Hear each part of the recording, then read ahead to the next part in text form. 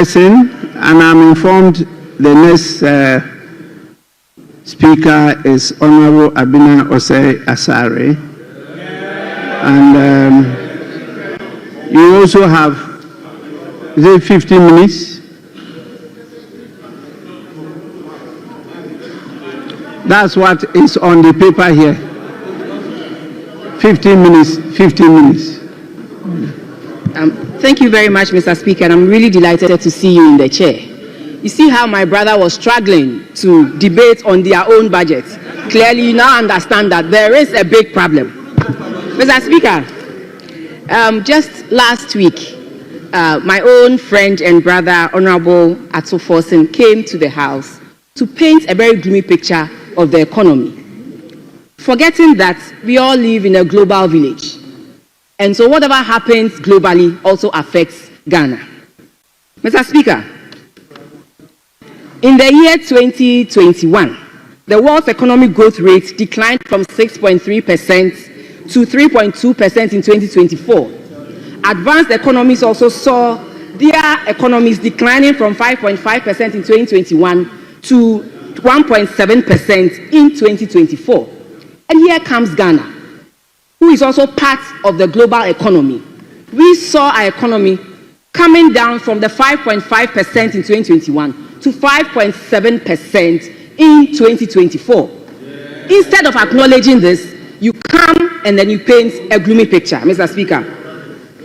Mr. Speaker, clearly, Ghana is the envy of the advanced economies and the world at large, with a growth rate of 5.7%. Mr. Speaker, let me remind my brothers on the other side that when they were leaving government in 2016, what was their growth rate? 3.6% against a revised target of 4.1%. Mr. Speaker, when you also go to page 8 of the budget, in page 8 of the budget, the minister acknowledges that inflation is a real concern in the ECOWAS region. And Ghana is also part of the ECOWAS region. And so minister comes here to paint a picture as if Ghana is not part of the ECOWAS region, and we are all trying very hard to tame or bring down inflation. Mr. Speaker, from 2022, we brought inflation down from 54% to 23.8% in December 2024. Mr. Speaker, ask them, prior to 2016, and all the 3 years to 2016, Mr. Speaker, they never went through what we had to go through. But what happened? In March 2016, their inflation was 19.2%. And in December 2016, all they could do was to bring it down to a few basis points, to 15.4%. They missed their target of less than 11% of inflation. So please, you should know better.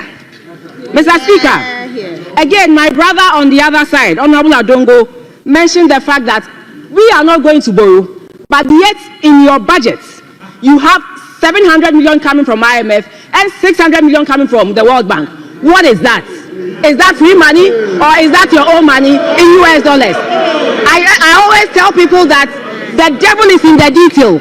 Always look in the appendices and then you find what they mean by that. Mr. Speaker, again, in 2016, this government increased their debt from 2009 to 2016 by 20 billion. And what did this result in? It resulted in a dip in the GDP by 8.8 billion Ghana cedis. This same 20 billion is what we put on our debts from 2017 to 2024. And what did we do? We rather added $20 billion to our GDP. Now GDP is 1.2 trillion Ghana cedis. 1.2 trillion Ghana cedis.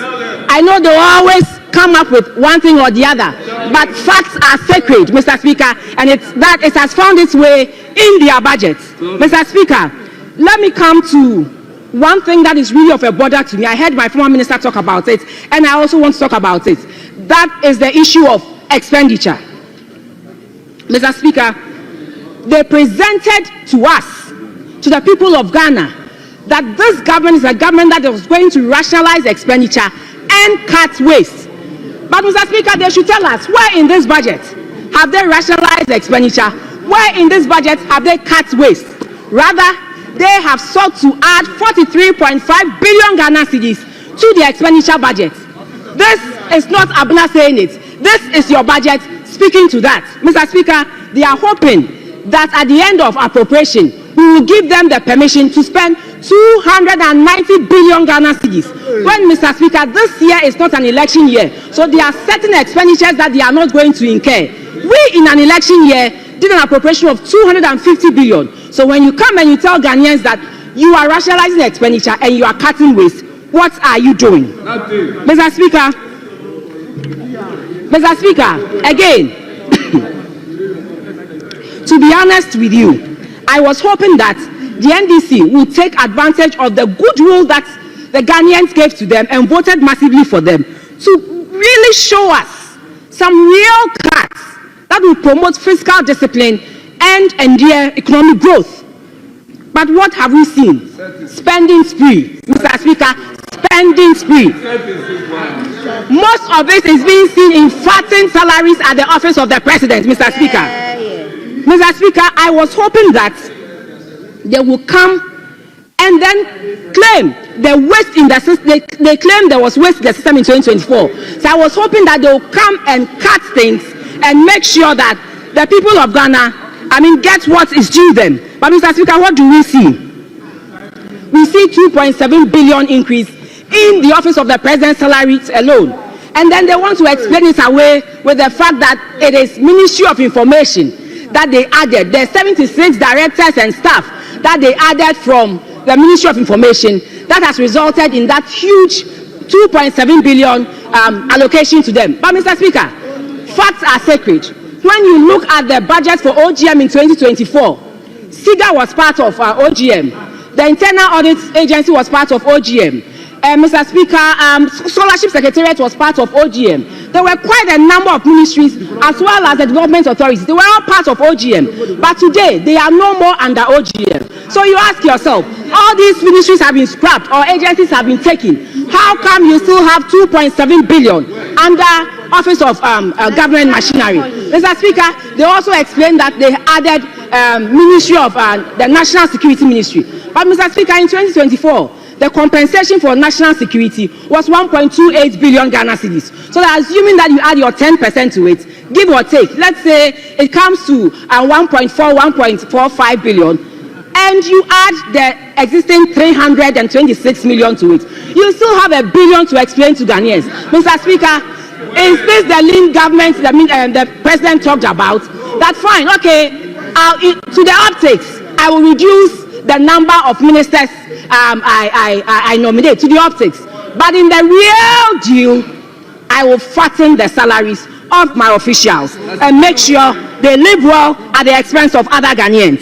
Mr. Speaker, again, let me also speak to the fact that the big push and other initiatives, Mr. Speaker, there were already existing initiatives that I believe if this government had continued, it would have served a very good purpose. One is the Youth Start.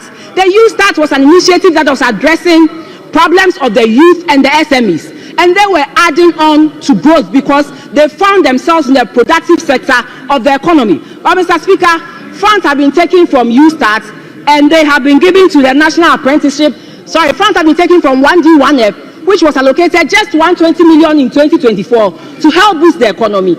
And we have given National Apprenticeship 300 million Ghana cedis. You ask yourself, look at the amount of jobs, the number of jobs 1D1F provided, more than 200,000 jobs. These are permanent jobs. And then we are now going to do what? Spend 300 million for National Apprenticeship, where after the apprenticeship, where are they going to find the jobs, to engage in? Mr. Speaker, so this is what we say, that it is not about cutting expenditure, but rather promoting wasteful expenditure. Mr. Speaker, one thing I also find interesting is that my people on the other side, they come up with fanciful names for some existing initiatives. Mr. Speaker, everybody knows the year of return. in the diaspora. It's a big thing. They claim they want to reset the economy, and they just change it to what? Black Star Experience. Interesting. Year of return. It has more meaning than just what? Black Star Experience. What's the meaning of that? Mr. Speaker, before I sit, I also want to talk about the fact that the minister raised concerns about the state enterprises and the fact that they should do more to make sure they encourage reforms and make state enterprises fit for purpose. So I was thinking that just as they saw the national apprenticeship as a very important thing and gave it 300 million, they would have also given SIGA, which is the agency to take care of state-owned enterprises, some money. Mr. Speaker, in the budget, it is just 50 million Ghana cedis. Meanwhile, we have close to 2.7 billion Ghana cedis at the office of the president. How then do you want the state-owned enterprises to reform and then to function as they are supposed to function? Mr. Speaker, I also heard my brother on the other side say that, oh, they are social democrats. Yes, social democrats government. Mr. Speaker, social democrats, you are supposed to make the poor and the vulnerable the heartbeat of all your policies. But what do we see here, Mr. Speaker? Clearly, in the 2024 budget, Mr. Speaker, for human trafficking fund and the domestic violence fund, we gave 2.7 million Ghana cedis for the domestic violence fund. Ask me how much they have allocated for this. A social democratic party, they have put in just 337,000 Ghana cedis. A social democrat, 337,000 Ghana cedis. I thought your heartbeat was the poor and the vulnerable, Mr. Speaker. And then when you go to the human trafficking fund too, they reduced it from 2.41 million Ghana cedis in 2024 to an abysmal 497,000 Ghana cedis. And Mr. Speaker, they claim they are social democrats. Is this champagne democrats or what, Mr. Speaker? They have to come again. Mr. Speaker. Mr. Speaker, one other thing that I noticed that was missing in the minister's speech, because usually all ministers do that, is to give an update on the sectorial performance of every ministry. But this was absent because what? The minister feels that if he should come and update Ghanaians on all the positive influences, the positive policies that you have churned out, it will erase that notion that they've been trying to build, that notion that this economy is not performing, the notion that this economy is dead. It will erase that notion. And so he decided to avoid the updates. And majority leader is telling us that the sector ministers will come and update us. We had wanted it in the minister's speech as well, because that is what has been done, or that is what is done every day. Mr. Speaker, yes, in conclusion, I just want to say that ultimately they failed to recognize in their updates that we moved GDP from 219 billion Ghana cedis to 1.2 trillion in December 2024. Mr. Speaker, they failed to recognize that we invested and connected 276 communities to the national grid in 2024. Mr. Speaker, they failed to recognize that we completed 1,072 units of affordable housing with the TDC. Mr. Speaker, they failed to also let Ghanaians know that we invested in the phase 2 of the Temamoto Way roundabout, and also we invested in the construction of the flyover and the flyover that leads to East Legon and the Spintex Road. Mr. Speaker, they failed, but Ghanaians have seen all that. So, Mr. Speaker, finally, I just want to conclude by saying that isn't it a shame, Mr. Speaker, isn't it a shame that the policies that they talked about so much, the 24-hour economy, did not find any meaningful expression in this budget. Rather, we are being told to go and come back again, and that we should give it another week to bring it back. And Mr. Speaker, isn't it scary that no feasibility studies has been done, yet government decides to push our oil revenues close to 13.8 billion, our oil revenues and our mineral revenues, 13.8 billion, to a policy that, Mr. Speaker, they did not bring any framework for us to implement it. Rather, for the oil revenues, Mr. Speaker, it was funding free SHS. It was funding the second phase of the motorway. It was also going to fund the Agenda 111 that they are refusing to talk about. Mr. Speaker, so you ask yourself, clearly, this budget is all talk and nothing. Thank you very much, Mr. Speaker.